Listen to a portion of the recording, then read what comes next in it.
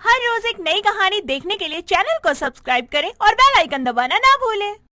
आज हम आपको कहानी के जरिए दो दिल वाली शबाना के बारे में बताएंगे, जो रूपमती की बहू थी। यहाँ दो दिल का मतलब दिल के दो इमोशन से है, जिसके चलते वो जैसी है वैसी लोगों को दिखाती नहीं थी।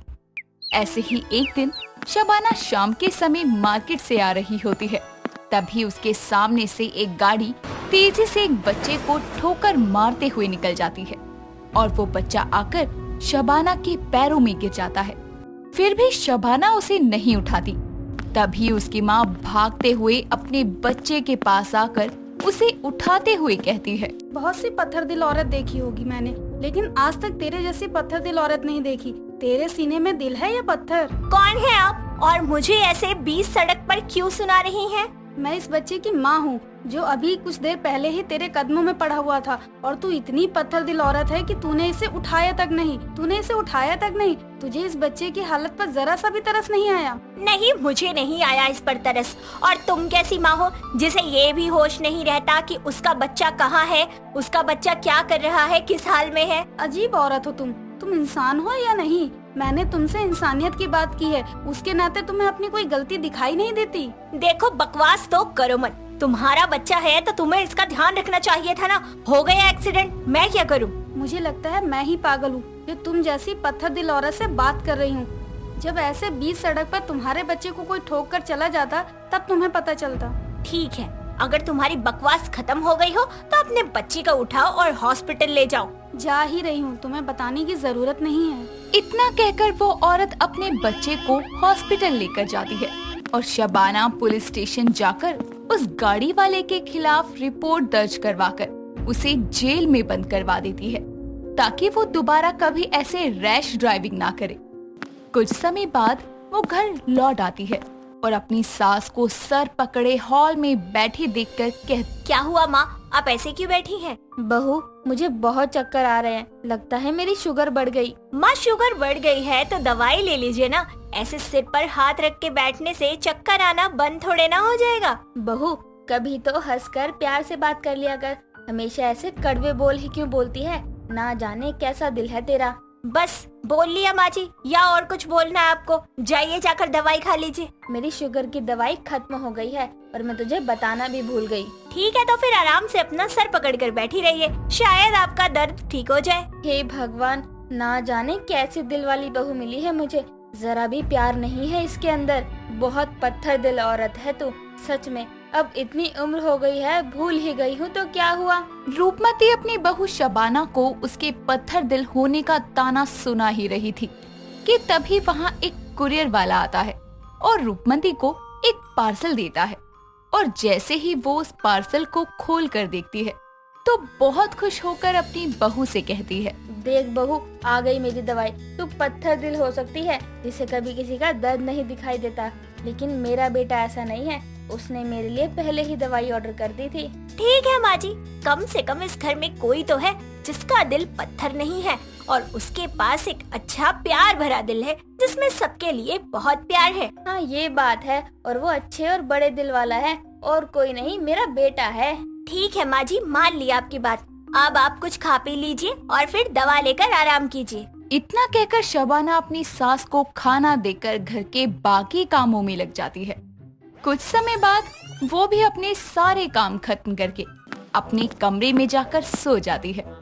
अगले दिन सुबह के समय शबाना किचन में काम कर रही होती है।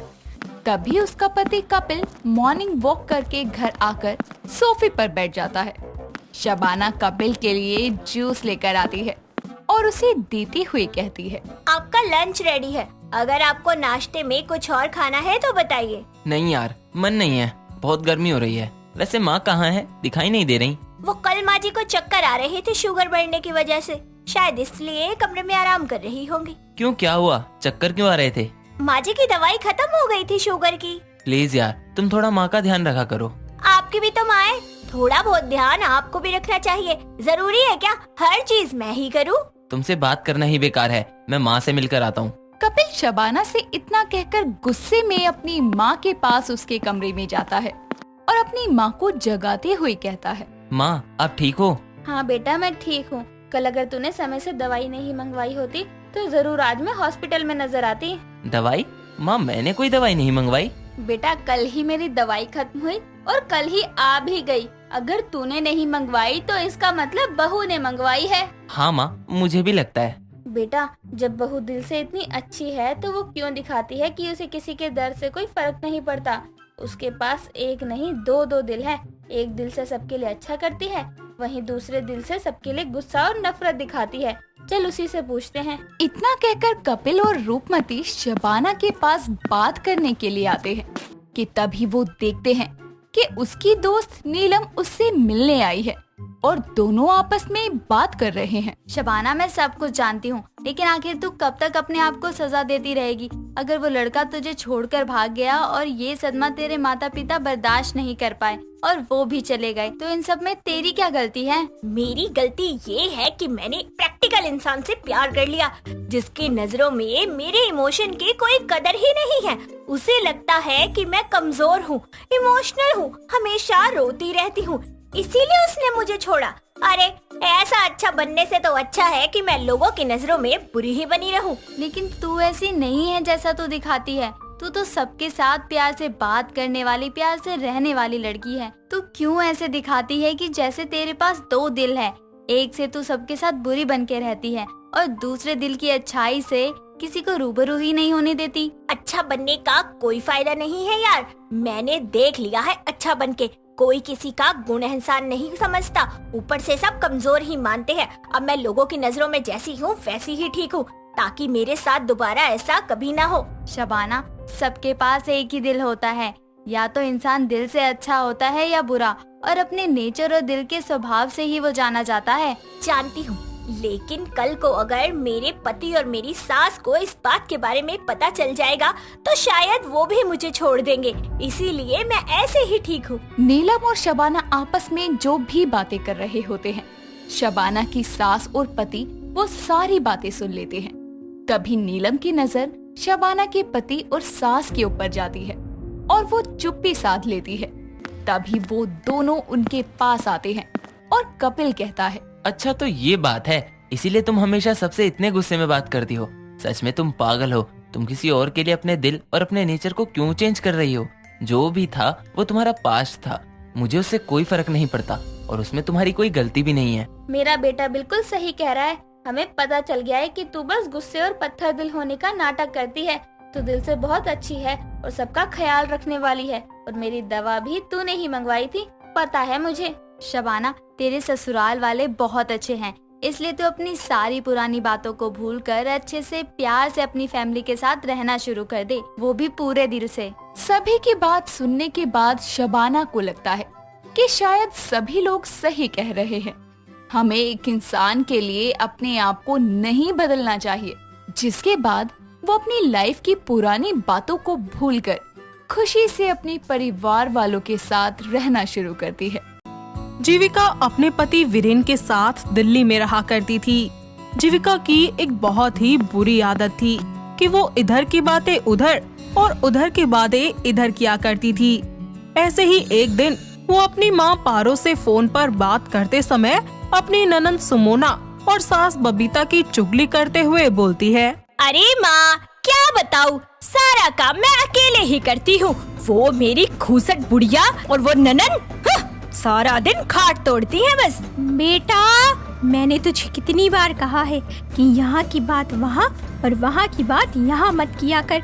शादी से पहले भी तेरा यही हाल था, शादी के बाद भी तू नहीं सुधरी। अरे तो आप में कौन सा सुधार आ गया वो भी बता दो ना। शादी से पहले भी मुझे सुनाती थी, शादी के बाद भी मुझे ही सुना रही हो, बताओ। अरे निकम्मी, मैं तेरे भले के लिए बोलती हूँ, समझी? माँ, आपसे कुछ बताना ही बेकार है। अरे अपनी माँ से ही तो चुगली कर रही हूँ, कौन सा पड़ोसी शर्मा जी से कर रही हूँ। अरे बेटा, तुझे कैसे समझाऊँ मैं, आप तो रहने ही दो माँ। जीविका गुस्से में फोन काट देती है। ऐसे ही एक दिन सुमोना अपने बॉयफ्रेंड से फोन पर बात कर रही होती है कि तभी जीविका वहाँ आ जाती है और सुमोना की सारी बातें सुन लेती है। जैसे ही सुमोना की नजर अपनी भाभी जीविका पर पड़ती है, वो डर के मारे फोन काट देती है और बोलती है, भाभी, आप कुछ चाहिए था क्या आपको? क्या बात है ननन जी, किससे इलू इलू जुलू जुलू हो रहा है? किसी से तो नहीं भाभी, वो मेरी एक दोस्त है ना अंजलि, उससे बात कर रही हूँ। मुझे सब पता है, तुम्हारा बॉयफ्रेंड है ना? हाँ भाभी, मैं उससे बहुत प्यार करती हूँ। अच्छा जी, मम्मी जी को ये बात पता है? बताऊँ उन्हें? नहीं भाभी, प्लीज मम्मी को मत बताना। ठीक है, नहीं बोलूंगी, लेकिन बदले में मैं जो बोलूंगी ना वो करना होगा तुम्हें। हाँ हाँ ठीक है, सब कुछ करूँगी। ऐसे ही जीविका अब अपने ननंद को ब्लैकमेल करते हुए उससे घर का सारा काम करवाती। सुमोना भी मजबूरी में काम कर दिया करती थी, तो वहीं जीविका मजे से सोफे पर बैठे बैठे मजे लेती रहती। ये सब देखकर सुमोना को बहुत गुस्सा आता है और वो जीविका से बोलती है, भाभी बहुत हो गया आपका, अब मैं आपकी एक बात नहीं मानूंगी, और हाँ जो करना है कर लेना। अरे सुमोना, मैं तुम्हारी भाभी हूँ, कोई दुश्मन नहीं, इसीलिए चिंता मत करो, मैं किसी को कुछ नहीं बताऊंगी। भाभी आप कितनी प्यारी हो। इसी तरह अगले दिन सुमोना आधी रात को छत पर जाकर अपने बॉयफ्रेंड से बात करती है। तभी वहाँ पर एक बार फिर से जीविका आ जाती है और सुमोना को ऐसे बातें करते हुए देख लेती है और चुपके से अपनी सास के कमरे में जाकर उसे जगाते हुए बोलती है, माँ जी, उठिए, लगता है छत पर कोई चोर है। अरे कर्मचारी, रात में भी चैन नहीं है क्या तुझे? अरे माँ जी उठिए ना, चोर है छत पर। क्या? अरे लाठी लेकर आ बहू जल्दी से। माँ जी आप चलिए मेरे साथ। दोनों सास बहू छत पर जाती हैं और सुमोना को चोर समझकर बबीता उसे लाठी से मारने लगती है। साथ ही हड़बड़ाहट में सुमोना का फोन उसके हाथ से नीचे गिर जाता है। बबीता उसका फोन उठाती है और उसके फोन में जो नंबर जानू नाम से सेव होता है वो बबीता देख लेती है और कहती है, सुमोना, ये जानू कौन है और आधी रात में इससे बात करने का क्या मतलब है तेरा? मम्मी कोई नहीं है ये। सच सच बता, वरना आप चोर समझकर नहीं, तेरी आशिकी समझ के तुझे पीट दूंगी। मम्मी कोई नहीं है सच में। तो इतनी रात में क्या अपने बाप से बात कर रही थी? बता जल्दी, वरना कल से तेरा बाहर आना जाना बंद। बताती हूँ, रुको तो 1 मिनट। सुमोना अपनी माँ को सारी सच्चाई बता देती है, जिसके बाद बबीता गुस्से से उसका हाथ पकड़कर नीचे कमरे में ले जाती है और वहाँ पर उसे बंद कर देती है। इसी तरह सुबह हो जाती है और बबीता सुमोना के लिए शादी के रिश्ते देखना शुरू कर देती है। कुछ ही दिनों के बाद सुमोना के लिए एक अजय नाम के लड़के का रिश्ता आता है। बबीता सुमोना का अजय के साथ रिश्ता पक्का कर देती है और कुछ ही हफ्तों के बाद उन दोनों की शादी हो जाती है। शादी के कुछ दिन बाद सुमोना अपने मायके वापस आती है। सुमोना बड़े ही ठाट बाट से गले में सोने का हार, बड़े बड़े सोने के झुमके पहनकर आ जाती है। ये सब देखकर जीविका की आंखें फटी की फटी रह जाती हैं। वो बोलती है, अरे वाह ननन जी, आपके तो ठाट बाट ही बदल गए, गजब ढा रही हैं आप तो। हाँ भाभी। ऐसे ही कुछ दिनों के लिए सुमोना अपने मायके में रुक जाती है और एक दिन उसका पति अजय उसे फोन करता है, लेकिन उसका फोन तो कहीं और ही बिजी होता है, जिसके कारण वो घर वाले नंबर पर फोन कर देता है और वो फोन जीविका उठाती है। तभी अजय उससे कहता है, भाभी, सुमोना कहाँ है? उसका फोन बिजी जा रहा है। अरे क्या बताऊं, ये लड़की तो शादी के बाद भी नहीं सुधरी। क्या मतलब? अब कुछ नहीं, कहीं बात कर रही थी ननन जी फोन पर। भाभी जी प्लीज बताओ क्या बात है? अरे आप पहले वादा कीजिए कि आप किसी को नहीं बताएंगे जो बात मैं आपको बताने वाली हूँ। हाँ बताइए, मैं किसी से कुछ नहीं बोलूँगा। ननन जी अपने एक्स बॉयफ्रेंड से बात कर रही हैं फोन पर। शादी से पहले वो किसी से बहुत प्यार करती थी। ये सब सुनकर अजय गुस्से से लाल पीला हो जाता है और थोड़ी देर के बाद सुमोना के घर आता है और सुमोना को आवाज लगाकर गुस्से से बुलाता है। तभी वहाँ पर सभी घर वाले आ जाते हैं और ऐसे में सुमोना कहती है, अजय जी आप अचानक? क्यों? मेरे आने से तुम अपने आशिक से बात नहीं कर पाओगी ना? कैसी बात कर रहे हो आप? क्या हुआ है आखिर? अच्छा, आप इसीलिए गुस्सा हो क्योंकि मैं फोन पे बिजी थी बहुत टाइम से। मैं क्या करती अजय, मौसी जी का फोन आ गया था और वो मुझे कुछ जरूरी बातें बता रही थी, इसीलिए मैंने उनका फोन काटना जरूरी नहीं समझा। अरे मौसी जी थी या फिर तुम्हारा एक्स बॉयफ्रेंड था? अरे क्या हो गया है आपको, कुछ भी बोले जा रहे हो। अरे यही कि शादी से पहले तुम्हारा बॉयफ्रेंड था और जिससे तुम अभी भी बात करती हो। हाँ, मेरा बॉयफ्रेंड था, बट वो मेरा पास्ट था। आप मेरे फ्यूचर हो, प्रेजेंट हो। दिखाओ, फोन दिखाओ। अजय सुमोना का फोन चेक करता है और देखता है कि सुमोना तो सच में अपनी मौसी से ही बात कर रही है और उसका व्हाट्सएप बाकी सभी चीजें भी चेक करता है, लेकिन उसे सुमोना के एक्स बॉयफ्रेंड का नामो निशान नहीं मिलता। जिसके बाद वो जीविका से बोलता है, भाभी आप तो कह रही थी सुमोना अभी भी अपने बॉयफ्रेंड से बात करती है और उससे प्यार करती है। अब वो मुझे माफ कर दीजिए, मुझसे भूल हो गई। भाभी, मैं आपको अपनी बहन समझकर अपनी हर छोटी से बड़ी बातें बताती रही, लेकिन आपने ऐसा किया मेरे साथ। अरे मेरे ही पति से मेरी झूठी झूठी चुगलियां कर रही थी, शर्म नहीं आती क्या आपको?